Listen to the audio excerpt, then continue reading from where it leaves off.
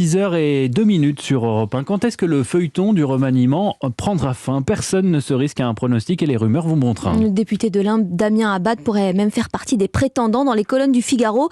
Il a annoncé se mettre en congé des Républicains et quitter même la présidence du groupe à l'Assemblée nationale. Damien Abad qui fera face à un candidat LR aux législatives. Des candidats qui ont jusqu'à ce soir pour déposer leur déclaration signée et se lancer officiellement dans la course. Et la NUPES, nom de l'Alliance de la gauche, se prépare aussi à des candidatures dissidentes. Une campagne que propose même de mener Jean-Christophe Cambadélis, ancien premier secrétaire du Parti socialiste, opposé à l'accord.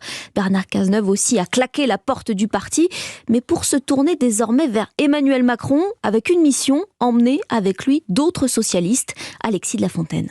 L'ancien Premier ministre va soutenir plusieurs candidatures dissidentes dans les prochains jours, comme Rémy Branco dans le Lot, car en coulisses, selon plusieurs macronistes, sa mission consiste à essayer de rabattre les dissidents socialistes après leur victoire vers la majorité présidentielle.